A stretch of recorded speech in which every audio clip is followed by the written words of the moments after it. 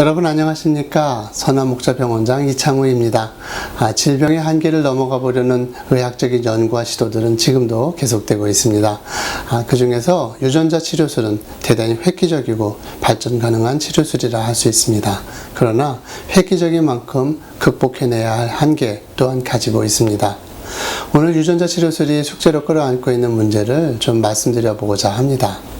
기본 개념으로 그 유전자 치료술이란 병든 세포의 유전적인 변형을 만들어서 그 세포가 주변 세포들에게 영향을 미치게 하여 약물이 필요 없게 만드는 치료술입니다. 가령 당뇨병을 앓을 때 인슐린을 만드는 세포를 체외에서 만들어서 그것을 환자에게 주입하면 그 세포는 우리 몸 안에 마치 대형 제약회사가 생산하는 약품처럼 끊임없이 살아가는 동안에 인슐린을 분비하게 됩니다. 그러나 이러한 시도는 위험해서 아직 성공하지는 못했습니다. 현재 당뇨병 말고 다른 분야들에서 시도되고 있습니다. 놀라운 것은 미국에서 제가 했던 그 실험을 최근 우리나라에서 제품으로 만든 것을 보게 되고 있습니다. 바이러스를 이용해서 줄기세포의 성장인자를 코딩하는 방식인데 이 인코딩이 된 한 세포를 개발해서 현재 사용하는 제품이 나와 있더라고요. 줄기세포의 염색체에 그 바이러스가 가지고 있는 성장인자를 집어넣는 과정을 통해서 이 세포는 환자의 몸에 들어가서 사는 동안 계속해서 성장인자를 만들어내게 됩니다. 저는 최근에 이런 발전을 보면서 우려가 되는 저의 체험을 떠올리게 됩니다. 제가 있던 그 피츠버그 대학의 연구소에서는 중증 근이영양증 환자에 대한 유전자 치료술을 연구했었습니다.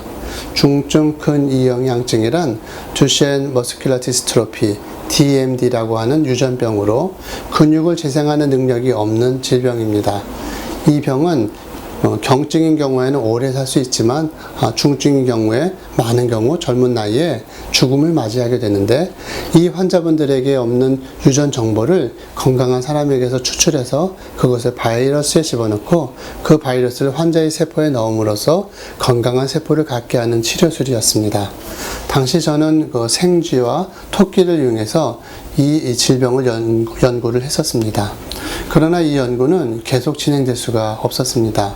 연구 과정에서 바이러스의 위험성이 발견되었기 때문입니다. 바이러스는 굉장히 강력하게 세포를 감염시킬 수가 있는데 이 바이러스가 자기 일을 다하고 죽어야 하는데 잘 죽지 않는 문제를 가지고 있다는 것입니다.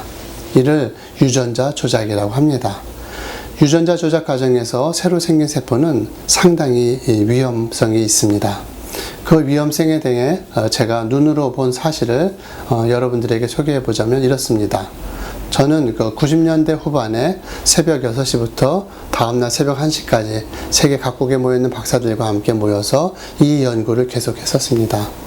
저희 동료 중에 한 사람은 독일 의사였는데 이 친구는 머리가 아주 대단히 비상한 반면에 자기 시간을 가지기 위해서 다소 편하게 연구를 하려고 했습니다. 그렇게 연구하는 과정에서 줄기세포를 만들었는데 그 과정에서 이 친구가 하루는 굉장히 놀랍다고 하면서 자기 세포가 너무 좋다고 자랑을 하는 것이었습니다. 그 세포는 아주 빠른 속도로 성장하고 있었습니다. 이 친구가 금요일에 세포를 만들어 놓고 3일을 방치하고 놀다가 월요일날 와서 연구실의 배양기에 있는 세포를 보았더니 이 세포가 굉장히 빠른 속도로 성장을 하고 있는 것이었습니다. 그러나 나중에 알고 보니 이 세포는 암세포가 되었던 것입니다. 연구자들이 세포를 매일매일 배지를 갈아주고 세포들을 잘 이렇게 띄워놓고 최적의 성장 조건을 잘 만들어줘야 하는데 이 연구자는 그 일들을 소홀히 했던 것입니다. 그랬더니 세포가 악조건 속에서 살아남다가 결국은 암세포로 바뀌게 된 것이었습니다. 바로 이 점이 오늘날 줄기세포 학회에서 너무나 많은 조작이 들어간 세포들은 암세포의 위력을 발휘할 수 있다는 것을 알고 함부로 시행하지 못하게 하는 이유가 되고 있습니다. 저희 경우는 매일 새벽같이 환경을 만들어주고 배지를 잘 갈아주어서 잘 자라긴 했지만 그것은 인위적인 한계를 넘어설 수 있는 기준이 될 수는 없었습니다. 연구자의 아주 작은 실수 하나조차 큰 위험을 초래할 수 있다는 것이 드러난 것이죠. 건강하던 세포가 암세포로 변형될 수 있는 상황들은 얼마든지 초래될 수 있는 것이었습니다. 폐지를 날마다 새롭게 갈아주지 않는다든지 또 공기가 안 좋아진다든지 또 조그만 부주의나 나태함조차도 의도하지 못한 상황으로 연출될 수 있다는 것입니다.